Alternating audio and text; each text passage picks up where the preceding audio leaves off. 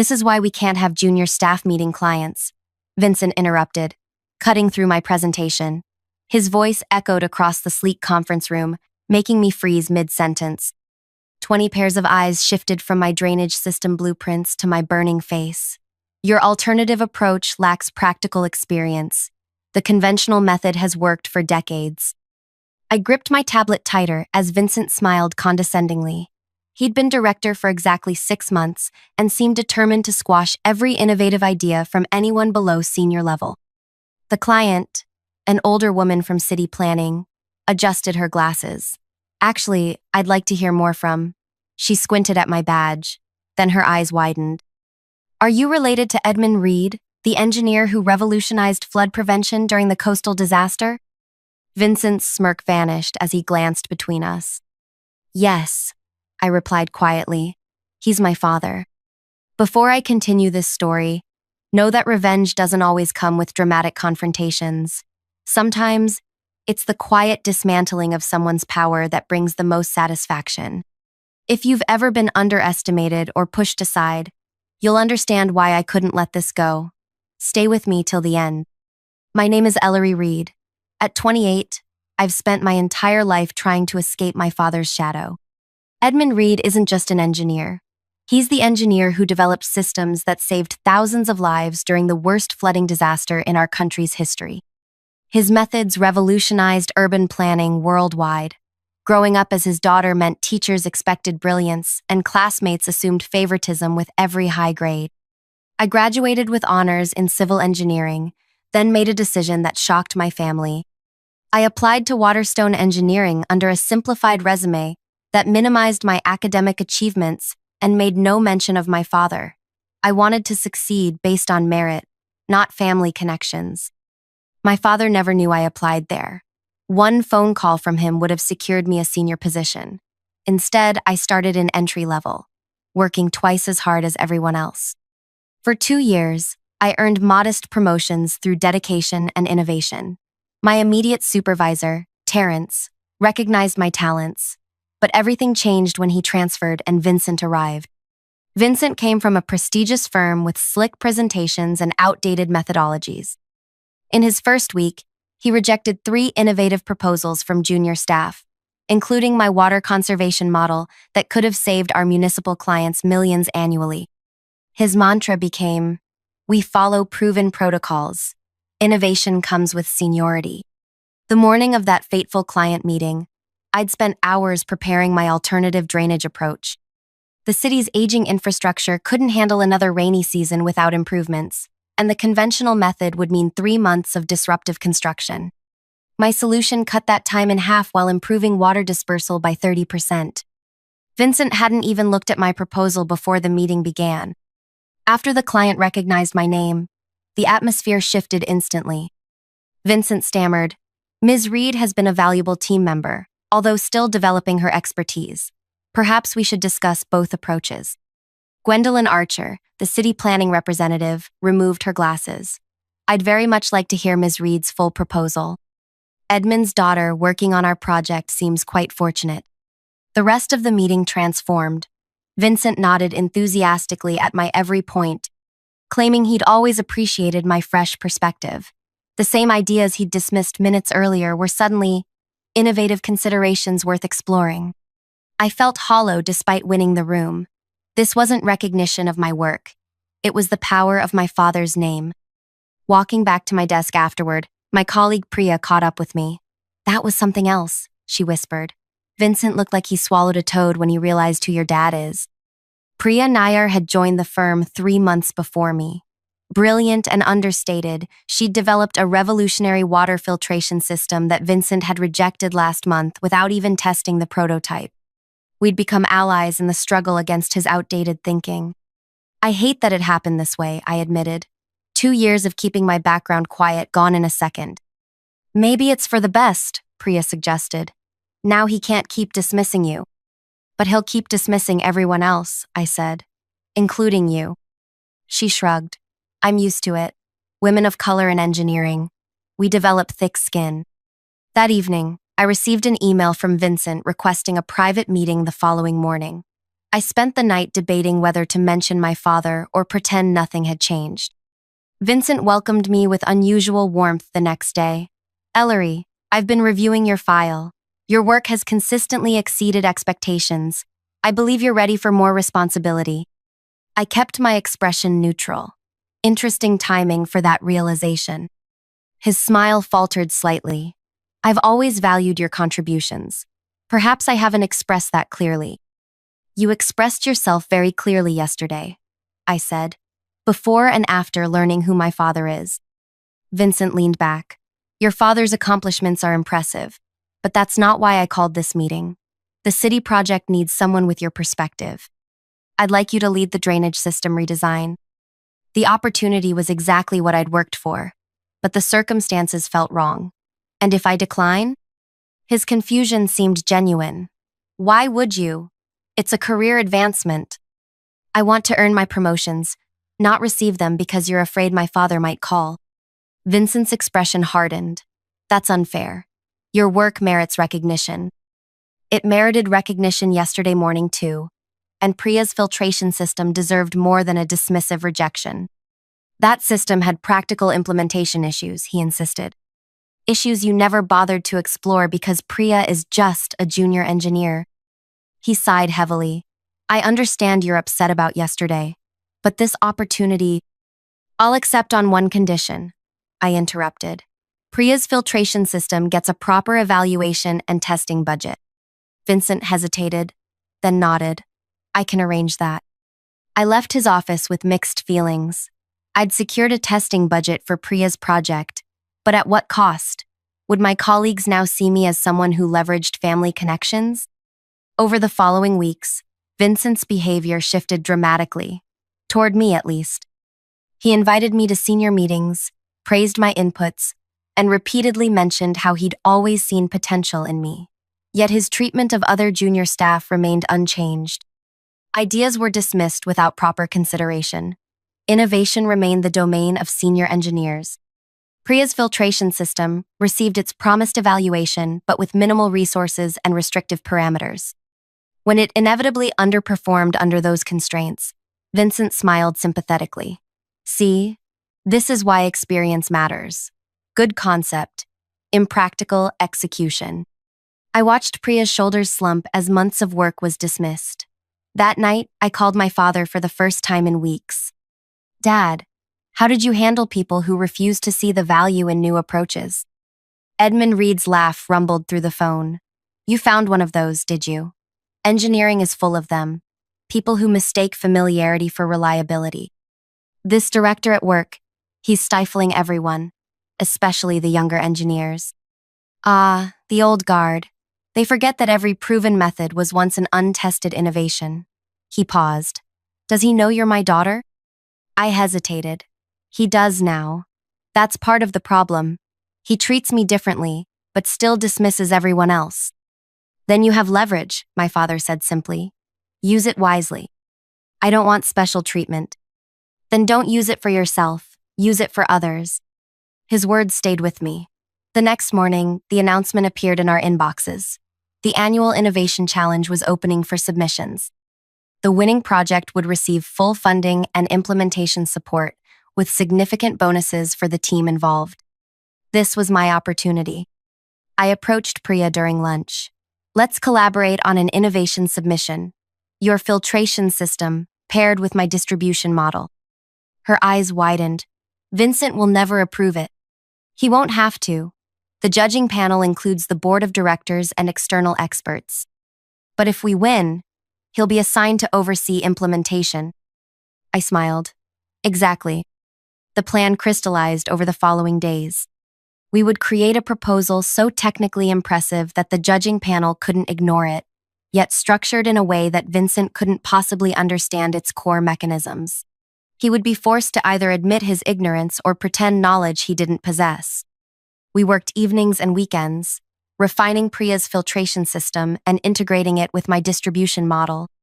The result was beautiful in its efficiency, a water management solution that would save municipalities millions while improving quality and reducing waste. The submission form asked for recommended implementation leadership. Instead of naming ourselves, I listed Senior Oversight, Vincent Hale, Technical Development, Reed, Nayar Team. Priya questioned this decision. Why give him credit? Because this isn't about credit, I explained. It's about exposing competence, or the lack of it. When the finalists were announced, our project made the cut. Vincent called me into his office immediately. Congratulations on making the finals, he said, smiling broadly. I'm honored you recommended me for oversight. You're the director, I replied. It seemed appropriate. Absolutely, though I'll need a comprehensive briefing on the technical aspects. I nodded. Of course, though the presentation to the board will need to come from the senior leadership. His smile faltered slightly. Naturally, I'll present the overview, and you can handle any detailed questions. Actually, the guidelines specify that the named project leader must demonstrate comprehensive understanding. Supporting team members aren't permitted to answer questions during the final presentation. The color drained slightly from Vincent's face. I see. Then we should schedule several detailed review sessions. We held 3 review sessions over the following week. In each one, Vincent struggled to grasp the fundamental principles behind our system. Priya and I explained using increasingly complex terminology, providing just enough clarity for him to think he understood before introducing new complications. The day before the final presentation, Vincent looked overwhelmed. Perhaps we should simplify the explanation. The board includes 3 engineering PhDs, I reminded him. They'll expect technical precision. Vincent spent the night reviewing our materials. When he entered the boardroom the next morning, his confident facade couldn't hide the anxiety in his eyes. His presentation started smoothly with the prepared slides, but faltered when board member Dr. Abernathy asked about the pressure differentials in the filtration subsystem. Vincent glanced at me desperately before attempting an answer that revealed his fundamental misunderstanding. I maintained a neutral expression as the board members exchanged glances. Perhaps, said Dr. Abernathy, we should hear from the technical team who developed this. Ms. Reed, Ms. Nayar, while protocol suggests Mr. Hale should handle questions, would you mind elaborating? Vincent had no choice but to agree. Priya and I explained our system with precision and passion. The board was visibly impressed, asking penetrating questions that we answered with confidence born from genuine understanding. When the winner was announced the following week, our project was selected unanimously. The board's feedback noted, revolutionary approach with clear technical mastery demonstrated by the development team. If you're enjoying this story of workplace justice unfolding, make sure to like this video and subscribe to our channel. Hit that notification bell because the second half reveals exactly how I turned the tables on Vincent. And trust me, the satisfaction of seeing him realize his position was about to change forever is worth every second. Now, let's continue with how the revenge plan truly comes together. The victory celebration was bittersweet. Upper management praised our innovation while Vincent stood nearby, smiling tightly as executives congratulated him on fostering such creativity in his team. No one seemed to notice or care about his fumbled technical explanation during the presentation. The system that mattered in corporate settings was functioning as designed. Credit flowed upward. That evening, as Priya and I shared a quiet dinner to celebrate, she asked the question I'd been avoiding. So what now? We won, but Vincent still looks good to management. I twirled my fork thoughtfully.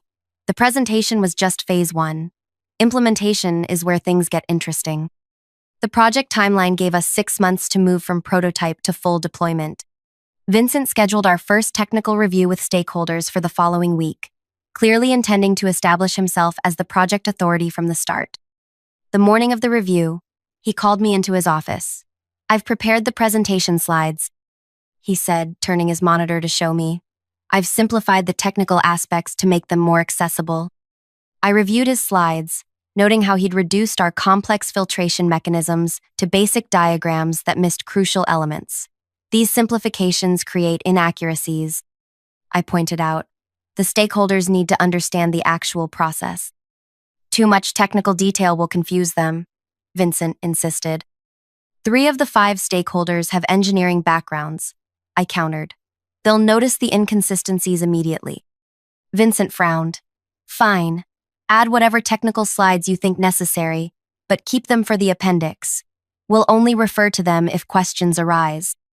I nodded and returned to my desk, where Priya waited expectantly. He's setting himself up perfectly, I whispered, updating the presentation with properly detailed technical slides, not in the appendix, but in a separate file. When the stakeholders arrived, Vincent began confidently with his oversimplified presentation. Barely 5 minutes in, the municipal chief engineer raised her hand. This overview seems to omit the pressure differential mechanics that made your proposal superior to conventional systems. Could you elaborate on that? Vincent paused, clearly searching for words. Of course, the differential pressure creates efficiency through advanced flow dynamics. The stakeholders exchanged glances. Perhaps a more detailed explanation? Pressed the engineer. Vincent looked at me desperately. I opened my laptop and displayed the technical slides I'd prepared. If I may, I've prepared some additional materials that might address your question.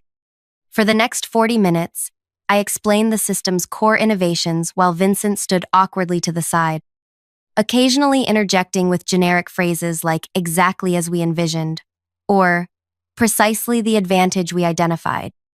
By meeting's end, it was clear to everyone who truly understood the project. As we gathered our materials, the municipal engineer approached me directly.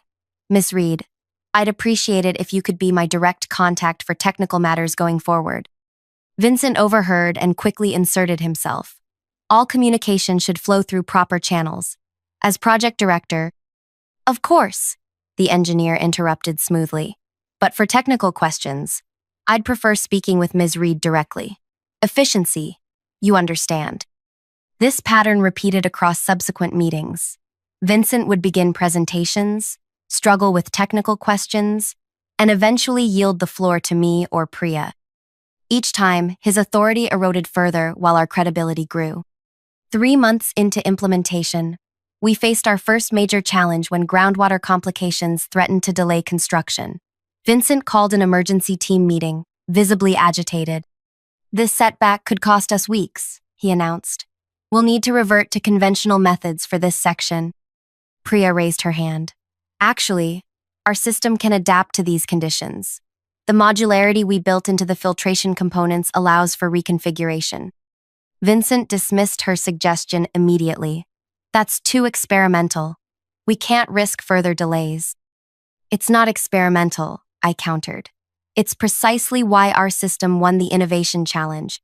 Adaptability under variable conditions. Theory is different from practice, Vincent insisted. I've made my decision. Rather than argue further, I nodded. We should inform the stakeholders of this change then. They'll need to approve the additional budget and timeline extensions. Vincent hesitated. Is that necessary? Absolutely. Conventional methods will increase costs by approximately 30% and extend the timeline by 5 weeks. That requires stakeholder approval. The color drained from Vincent's face. The project was already under intense scrutiny from upper management, who had promoted it as both innovative and efficient. Explaining why they were abandoning those benefits would raise uncomfortable questions. Perhaps we should explore Priya's suggestion further before making that decision, he conceded. Priya's reconfiguration worked perfectly.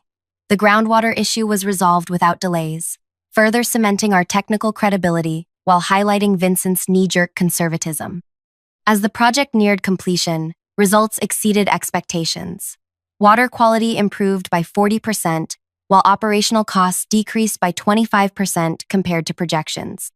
Local news covered the innovation, interviewing municipal officials who praised the forward-thinking engineering approach. The success caught the attention of neighboring counties.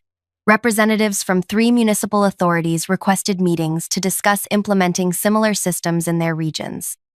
Vincent eagerly scheduled these presentations, clearly seeing them as opportunities to rebuild his damaged reputation.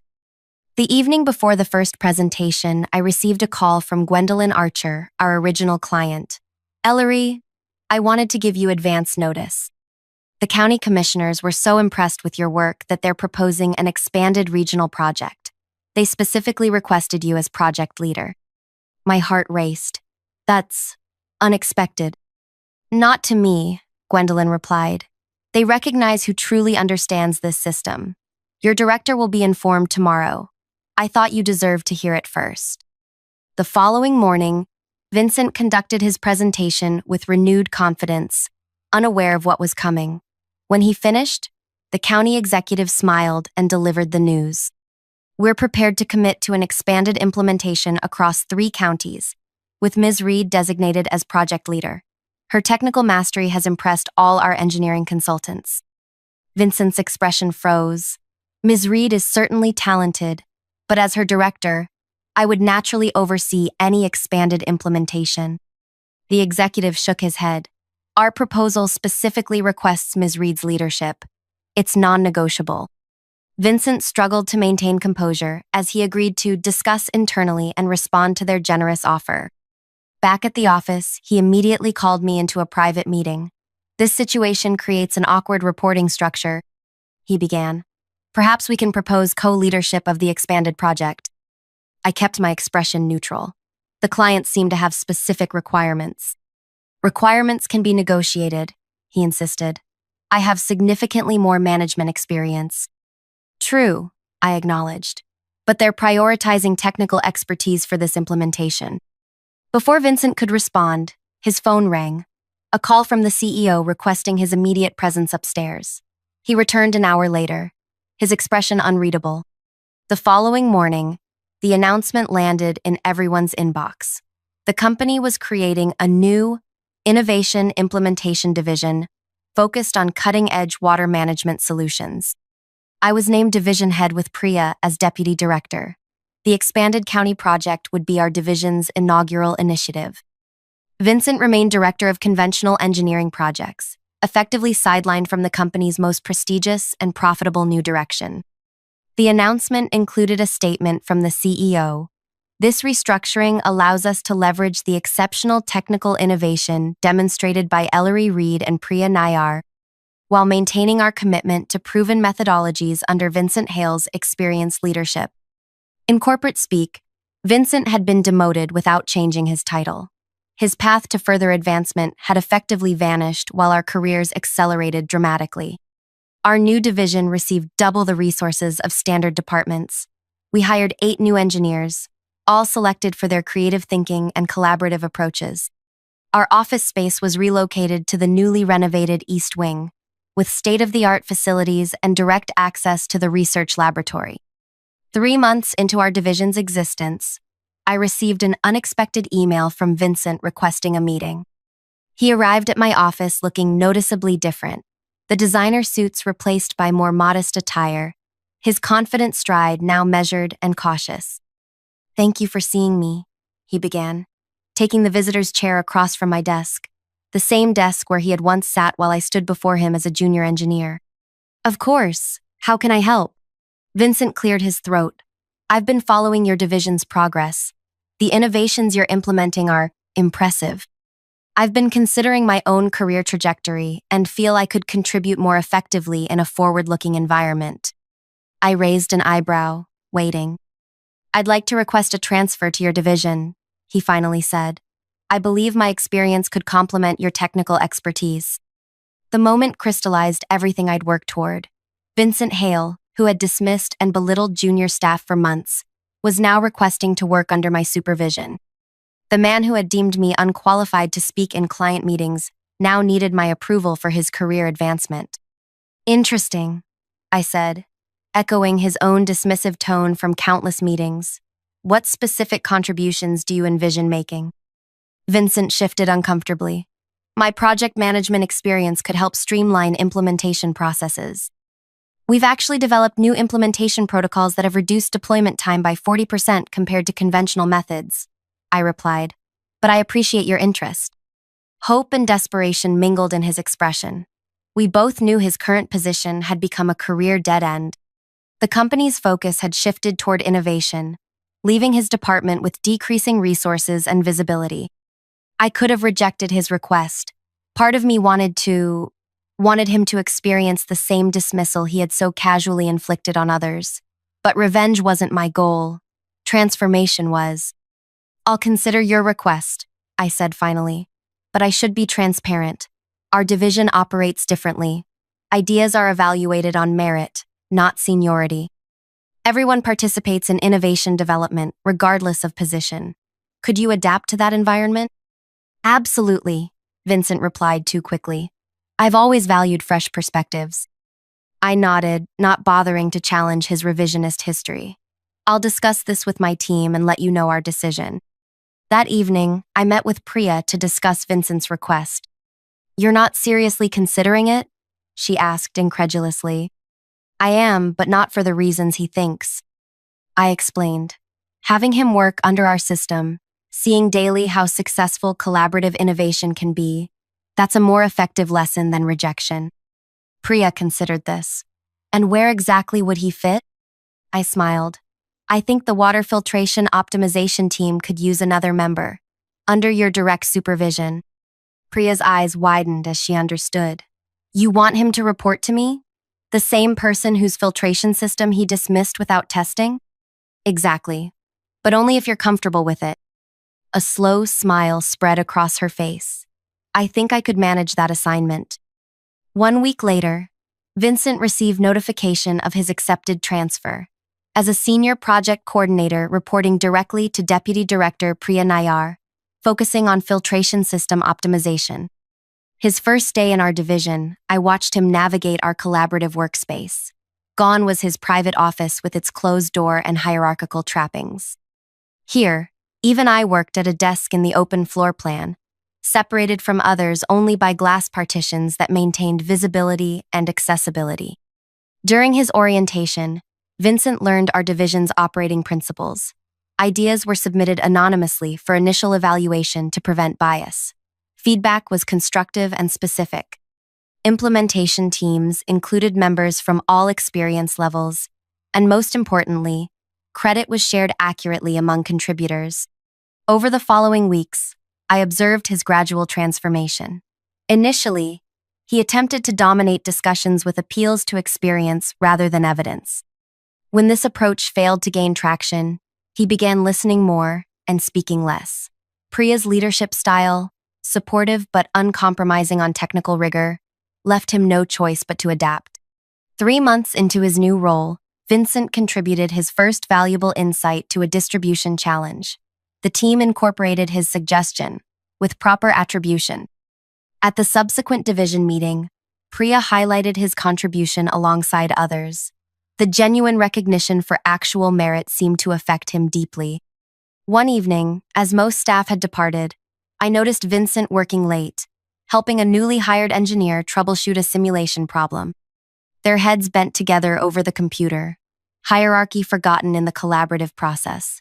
When they solved the issue, their shared excitement was visible even from across the room. As Vincent gathered his things to leave, he noticed me watching and approached my desk. I need to say something, he began awkwardly. I understand now what you were trying to tell me all those months ago. About evaluating ideas on merit, not seniority. About the value in junior perspectives. He paused. I was wrong, and I'm sorry. I nodded, accepting his apology without diminishing its importance by dismissing it. This division runs the way engineering should, he continued. Everyone contributing based on what they know, not where they sit in the hierarchy. That was always the goal, I replied. Good engineering isn't about protecting territory. It's about finding the best solutions, regardless of where they originate. Vincent nodded thoughtfully. I wish I'd understood that sooner. As he turned to leave, I called after him. Your distribution modification for the Eastern County. It was genuinely innovative. You should develop it further. The surprise and gratification in his expression confirmed what I'd suspected. Beneath his defensive posturing had been someone who actually wanted to contribute meaningfully, but had forgotten how. My revenge, if you could call it that, wasn't about destroying Vincent's career or publicly humiliating him. It was about creating a system where true merit was recognized, where innovation flourished regardless of rank, and where he had to confront daily the success of an approach he had once dismissed. Vincent now worked diligently under Priya's direction, watching as engineers he once considered too junior to contribute implemented innovations he had rejected. His daily reality became learning from those he had previously belittled. rebuilding his career according to standards that valued substance over status. The greatest satisfaction wasn't in watching him fall, but in creating something better in the process, an engineering division that functioned as it should, where good ideas rose on their merits, and everyone had the opportunity to contribute meaningfully. That, I think, would make my father proud. Have you ever been in a situation where someone underestimated you, only to later realize their mistake? Or perhaps you found your own quiet way to prove your worth without making a scene. I'd love to hear your stories in the comments below. How did you handle being dismissed or overlooked? Did you confront the situation directly, or find more subtle ways to demonstrate your value? If this story resonated with you, please hit that like button and subscribe to our channel for more narratives about workplace dynamics, professional growth, and the satisfaction of earning recognition through genuine merit rather than connections.